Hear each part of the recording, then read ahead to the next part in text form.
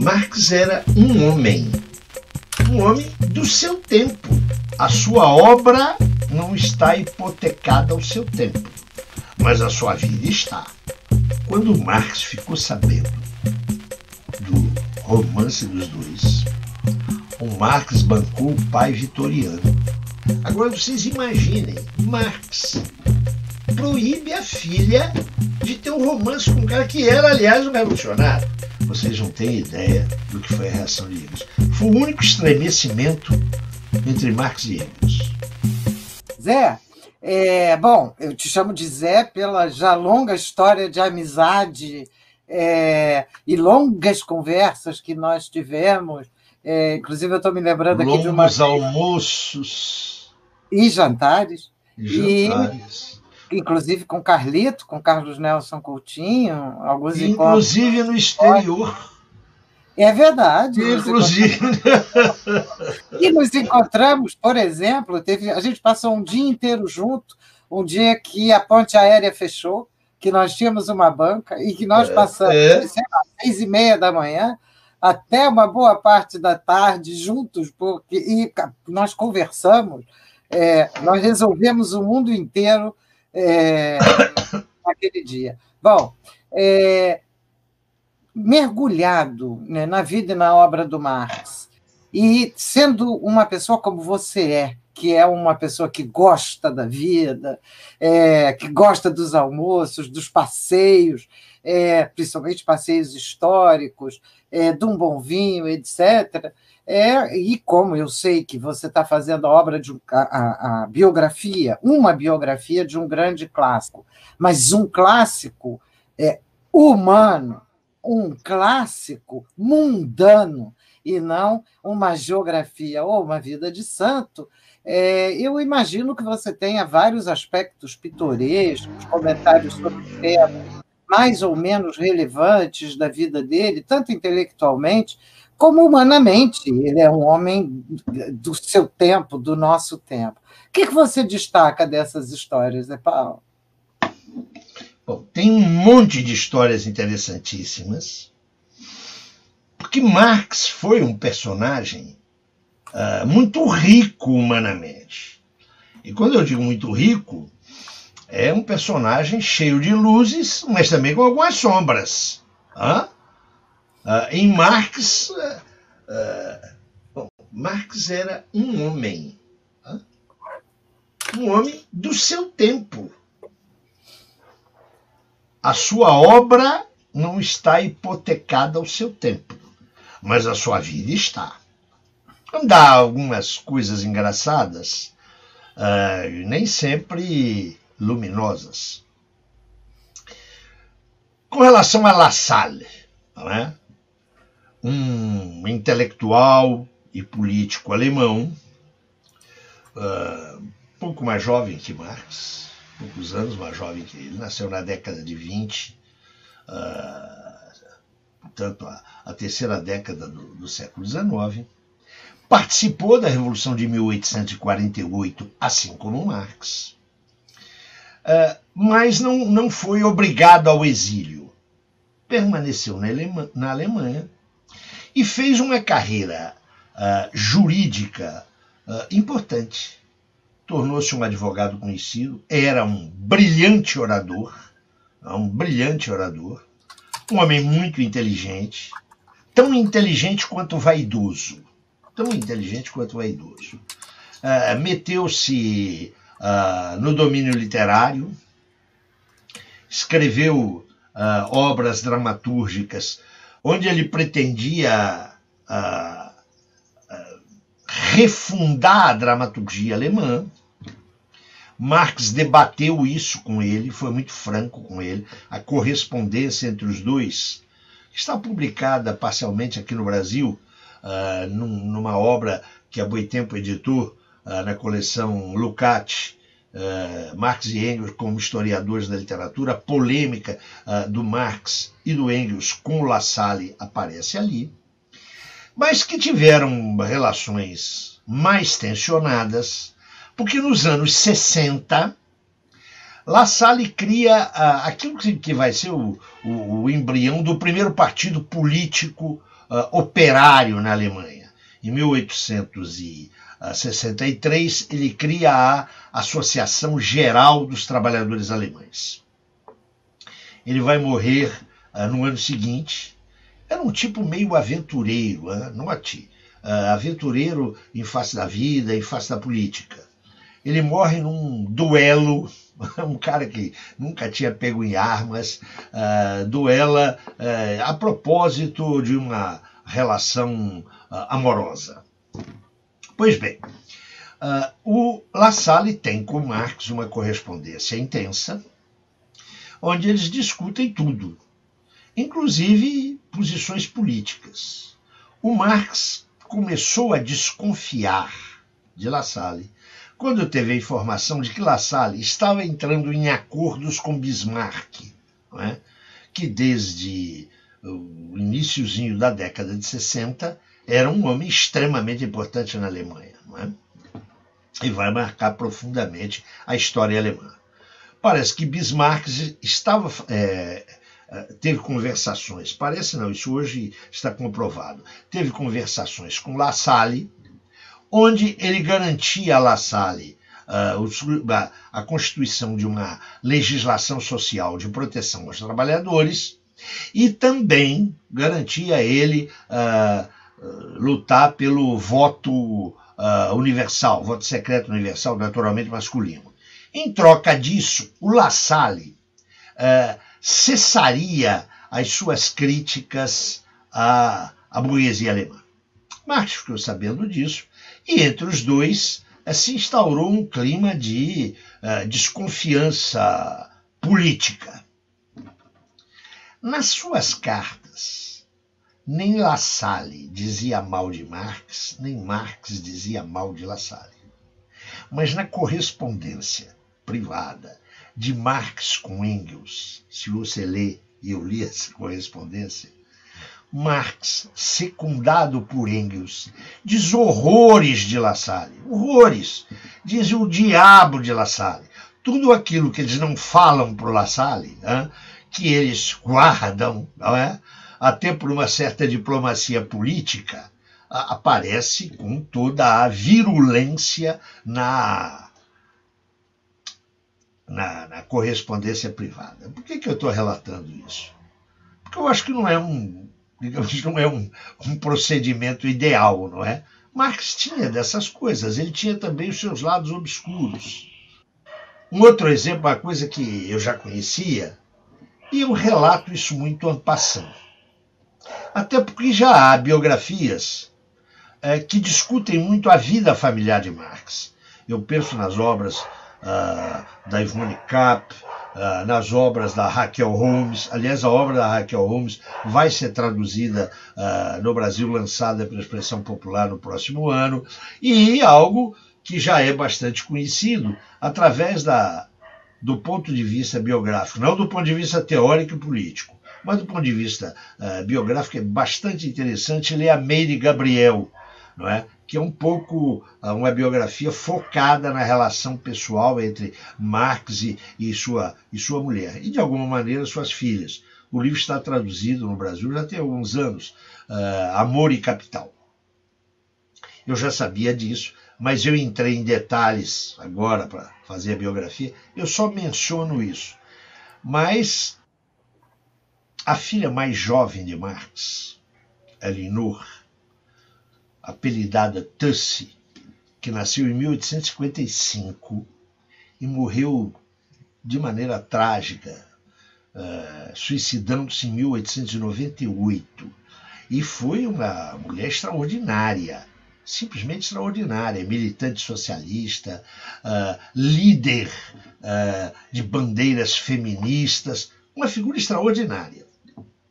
Nesse festival agora, de setembro, Festival de Cinema de Veneza, uma diretora italiana, Luciana, qualquer coisa, apresentou um filme intitulado Miss Marx, que é a história da vida de Tussi, da sua, digamos, madurez, da morte de Marx, de 1883 até 1898. É um belo filme que já está circulando aqui nas mídias brasileiras. Ela, muito jovem, 16 para 17 anos, se apaixonou perdidamente por um revolucionário francês, que participou inclusive da Comuna de Paris, autor de um belíssimo livro sobre a Comuna de Paris, o Lissagaray. Quando Marx ficou sabendo do romance dos dois, o Marx bancou o pai vitoriano. Disse para a filha: você tem que namorar um sujeito da sua idade. Acabou com o romance, deslocou a filha para trabalhar em Brighton, para passar uma temporada em Brighton, no Lissagaray, desapareceu da casa dele. Isso foi a grande paixão de Tussey, que muito mais tarde se juntou a um tipo horrível, né, Evelyn, que provavelmente foi um dos responsáveis pelo seu suicídio. É inimaginável. O nome da diretora do filme é Susana Nicchiarelli. Susana Nicchiarelli, perfeito. Susana. É um belo filme, hein?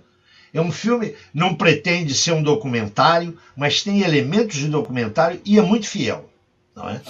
Agora vocês imaginem, Marx proíbe a filha de ter um romance com um cara que era, aliás, um revolucionário, não é? Ele tentou se meter na relação da Janet, da filha dele, com o Paul Lafargue. Essa é uma história deliciosa. Está documentada pela Yvonne Kapp. O Lafargue, como você sabe, o Virginia, era um antiliano. Portanto, era tropical e moreninho. Vai estudar em Paris, vai estudar medicina, participa de uma greve lá, é expulso da universidade, torna-se socialista e vai para Londres e quer conhecer Marx e frequenta a casa do Marx e se apaixona pela Laura. Marx não está sabendo de nada. A Laura vai passar umas férias num balneário com uma família amiga. O Lafargue desaparece da casa do Marx. Pelo chefe da família com a qual estava a Laura, Marx fica sabendo que tem um sujeito lá que está cortejando a filha. Cortejando. Atenção, estava pegando na mão da moça, indo com a moça à praia e coisas que tais.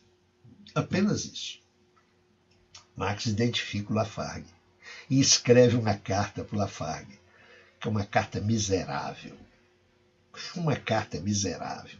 Eu vou resumi-la aqui. Né? No livro eu pus o pequeno incidente, mas não pus a carta do Marx, já é ultra conhecida. Marx escreve, entre outras coisas, o seguinte: olha, eu já sacrifiquei muito a minha família pelas minhas posições, e eu não quero dar à minha filha um futuro melhor.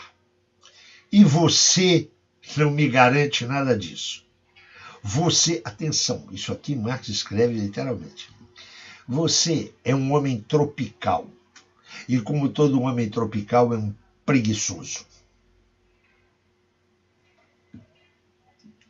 Você imaginaram o que é o Marx escrevendo isso? Não quero você com a minha filha. Pois bem, ficou com a filha, os dois se apaixonaram, se casaram, tiveram uma intensa vida de militância socialista e fizeram um pacto de morte. Escolheram não ter filhos e, em 1911, se consideraram já de pouca valia para a luta operária e os dois se suicidaram. Mas eu diria que a vingança do Lafargue não ficou só aí. Ele escreveu um pequeno ensaio, que é um ensaio bastante conhecido, que tem o seguinte título: O Direito à Preguiça. Deve ter claramente pensado na carta que recebeu de Marx. Né? É mais que vocês querem que... tem uma outra história muito engraçada. Em 62, salvo erro. Está contado no livro em detalhes. Embora seja em nota, não faz parte do corpo do livro. Isso em 67, para ser preciso, em 67. Marx vai à Alemanha, fica em Hamburgo para acompanhar, revisar as provas e acompanhar a impressão do capital. Depois que ele revisa todas as provas, ele retorna para Londres. No barco, ele conhece uma moça. Ele já não estava novinho, né? Ele estava com 50 anos, quase 50 anos. Ele conhece uma moça encantadora, uma alemã esbelta, mas como ele mesmo diz, contando um incidente ao Engels e pedindo sigilo, ela era prussiana até a medula, ou seja, era uma conservadorona. Fazem a travessia da Mancha juntos e chegam, aportam em Londres por volta de 2 horas da tarde. Na casa do Marx, todo mundo esperando, não é? Que ele chegasse. O Marx ficou passeando com essa moça até as 8 horas da noite. Passou a tarde em papo com ela, porque ela ia tomar um trem às 8 horas.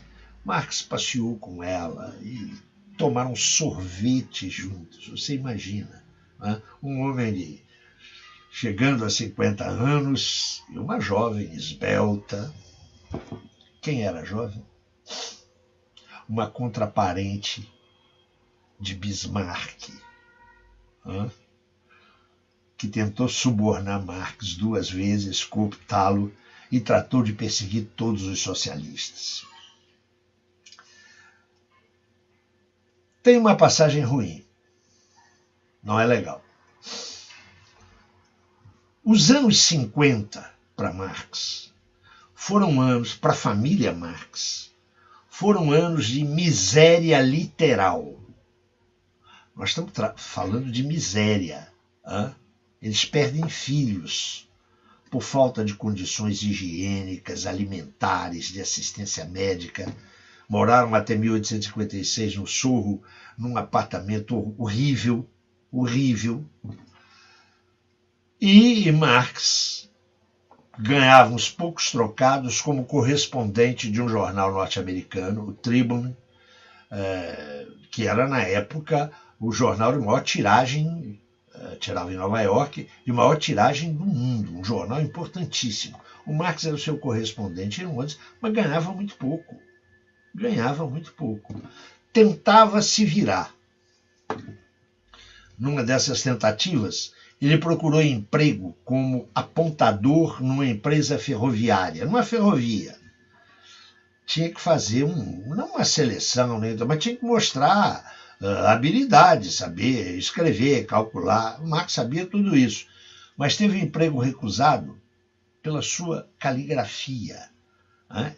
A sua caligrafia, aliás, o Engels, que foi seu editor a partir de manuscritos, reclamava horrivelmente. A caligrafia do Marx ele mesmo não entendia ao cabo de algum tempo. Pois bem, Marx, a coisa começa a melhorar um pouco, quando Engels se estabiliza na condição de gestor de uma empresa têxtil em Manchester. Ele vai para Manchester, o Engels, em 1852. Depois ele vai até se tornar coproprietário dessa empresa que pertencia à sua família. Era uma empresa têxtil. Mas a partir de 56, ele está ajudando o Marx. Mas entre 57 e 62, abate uma crise econômica terrível sobre a Inglaterra. E a indústria do Engels também entra em crise e o Engels começa a ter dificuldade em financiar ou ajudar a financiar a família Marx. Pois bem, no início de um dos primeiros anos da década de 60, falece a companheira de Engels, uma operária de origem irlandesa. Quero dizer para vocês que entre os trabalhadores industriais ingleses, os operários eram brutalmente explorados. Entre os operários, as mulheres. E entre as mulheres, as irlandesas. Engels conheceu essa moça quando esteve 20 anos antes na Inglaterra. Ela se chamava Mary Burns, e ela que conduziu Engels ao movimento cartista, aos meios operários. Era uma mulher semiletrada, mas extremamente inteligente e o exemplo da militante popular. Engels, de 52, não oficializa, mas passa a viver com ela, e cerca de 10 anos depois ela morre. Engels escreve uma carta para o Marx, no dia seguinte à morte de Mary, uma carta breve, sucinta, onde ele diz: olha, morreu a minha companheira, muito sentido. Marx apertadíssimo de dinheiro. No dia seguinte, escreve a Engels dizendo o seguinte: olha, estou muito triste e lamento muito o falecimento de Mary. Era uma boa moça. Ponto. Em seguida, reclama da sua vida financeira e pede a Engels que lhe mande algum dinheiro. Vocês não têm ideia do que foi a reação de Engels. Foi o único estremecimento entre Marx e Engels. Engels demora algum tempo a escrever e escreve uma carta a Marx, que é uma carta breve, mas onde ele diz o seguinte: olha, eu estou impressionado com a sua insensibilidade. Perdi minha companheira, estou sofrendo muito, e burgueses aqui de Manchester, figuras verdadeiramente mesquinhas, me foram mais solidárias que você. Mas não tem problema não. Está aqui o dinheiro que você está precisando. E manda dinheiro para o Marx. Bom, o Marx, diante disso, cai do cavalo, não é? Espera passar alguns dias e escreve uma carta onde ele se desculpa enormemente com o Engels, diz: olha, eu fui realmente indelicado, eu estava assoberbado com credores na minha porta, filho com fome, então você me perdoa. Eu tenho a impressão que foi a única vez que Marx pediu desculpas a alguém na sua vida. E aí a gente vê a generosidade do Engels. Engels respondeu dizendo: que bom. Esses dias difíceis me fizeram perder a minha companheira, mas ainda bem que eu não perdi o meu melhor amigo. E deixou a vida seguir. Não, é muito impressionante, né? São histórias humanas, e essa última história pode ser usada de várias maneiras, mas mostra a dificuldade que é enfrentar determinadas circunstâncias na vida e como a gente se endurece quando essas circunstâncias ocorrem, né? Mas há uma coisa muito interessante. No meio de uma miséria, atenção, isso aqui não é um exagero de retórica. No meio de uma miséria, a década de 50 para a família Marx foi uma década miserável. Perde um dos filhos e não tem dinheiro para comprar um caixão. É um vizinho francês que dá o dinheiro para a Diane, mulher do Marx, comprar o caixão. Escuta, isso está documentado, isso não é eles contando, não. Pois bem, no meio dessa coisa toda, a relação de Marx com os filhos, e aliás isso foi a vida inteira, atenção, a vida inteira, e depois ficou com os netos, né? A testemunha sobre a relação de Marx com os netos, que é uma coisa impressionante. Marx era de uma ternura com os filhos, com os netos, e há um depoimento do Liebknecht, que merece toda a credibilidade, onde ele diz que Marx era assim com todas as crianças. Não é só com seus filhos, seus netos, não. Era um homem de um amor, uma ternura. Agora, era um cara meio amalucado, né? Quero dizer para vocês que, enquanto estudante, ele se envolveu, isso era um dos costumes da época, ele se envolveu num duelo. E não foi só enquanto estudante, não. Durante a Comuna de Paris, no decorrer da Comuna de Paris, ele era chamado pela imprensa burguesa do mundo inteiro como doutor terrorista vermelho. Atenção! O jornaleco lá de Londres acusou de ser o inspirador de um ato terrorista qualquer. Você sabia o que o Marx fez? Isso em 1871, 71. O Marx foi para frente do jornal, desafiou o fulano, ou você se retrata amanhã, ou eu vou duelar com o senhor. O cara se retratou. Dá para ter uma ideia? Não é uma coisa fantástica? E há também um capítulo, que é um capítulo muito polêmico e muito discutível, que é o de um filho que é atribuído a Marx fora do casamento. Na casa de Marx, já desde 1847, vivia uma espécie de governanta, não era uma empregada, era uma agregada da família que conhecia a mulher de Marx desde pequena, chamava-se Helena Demuth. Essa mulher era a boa alma da família Marx, né? Embora sem laços familiares de vinculação de sangue, acompanhou a família Marx até o fim. E depois que Marx morreu, ela foi ser governanta na casa de Engels. Pois bem, na época da miséria em Londres, 51, 52, essa senhora, jovem senhora na época, aparece grávida. Ela se nega a dizer quem é o nome do pai. Aliás, ela morreu sem dizer uma única palavra a respeito disso. Ela morreu em 1892, mais ou menos. Então, note que essa mulher guardou 40 anos em segredo. Bom, deve ter sido a pombinha do Espírito Santo, não é?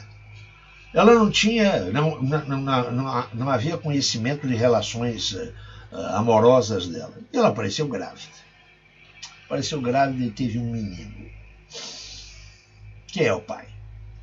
Precisava de fazer um registro, o que não implicava reconhecimento de paternidade. Atenção, apenas reconhecimento civil.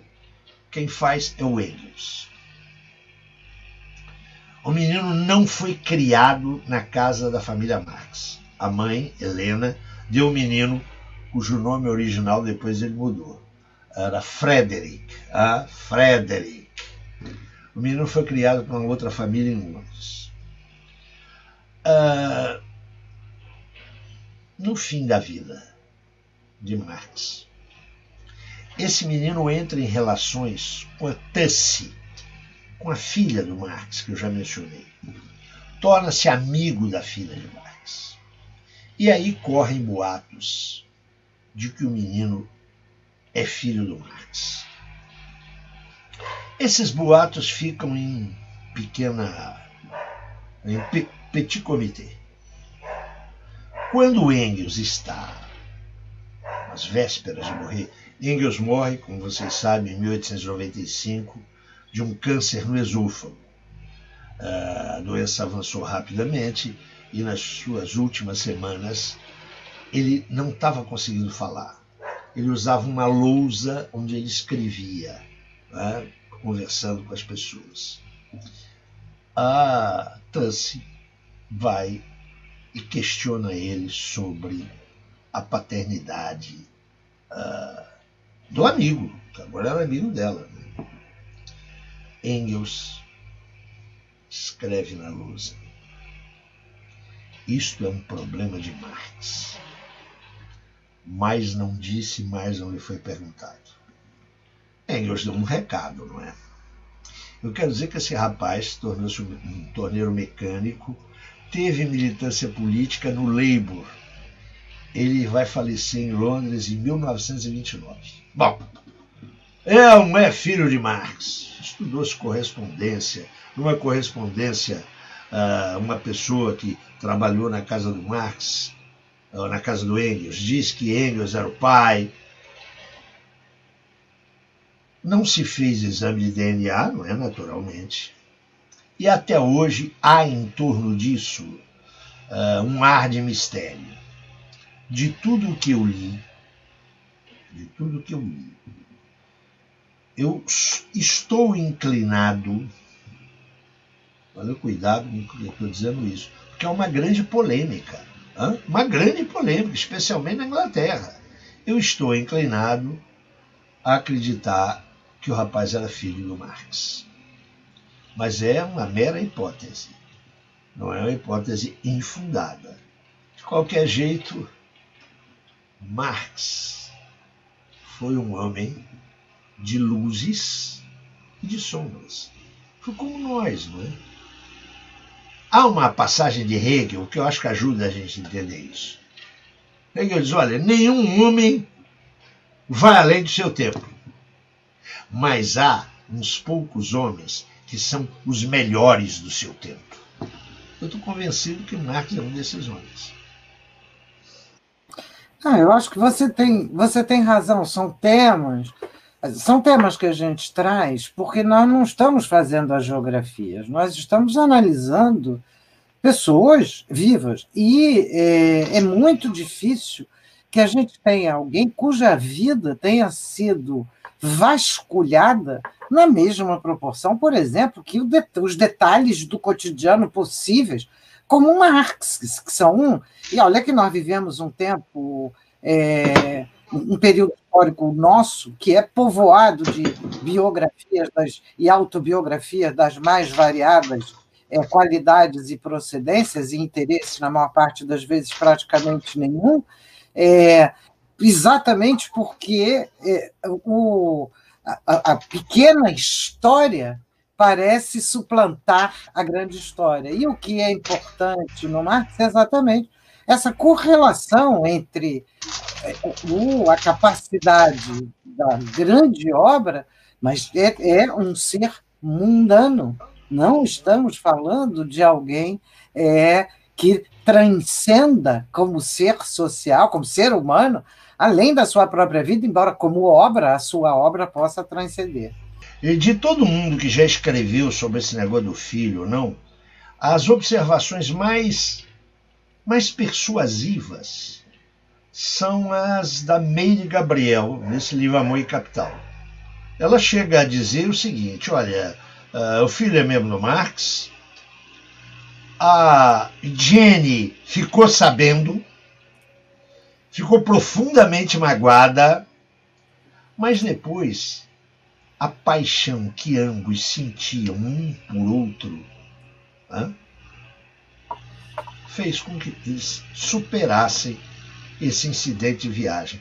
Eu quero chamar a sua atenção, Virgínia, e do eventual leitor desse livro, que em 1856, no meio de uma miséria desgraçada, o Marx escreve uma carta para... Essa carta está conservada, escreve uma carta para a mulher dele, para Jenny, depois de 10 anos de casado, mas depois de cerca de 15 anos de casado, onde ele faz uma declaração de amor a ela. Eu transcrevo essa carta, que eu li essa carta para minha companheira, e ela disse, mas essa carta é que eu quero receber todo dia. Marx era uma figura extraordinária. E eu não a trato como se ele fosse um santo. Quero deixar isso claro. A minha biografia tende, na vida pessoal de Marx, a chamar atenção para o fato de que, enquanto homem, ele foi um homem do seu tempo.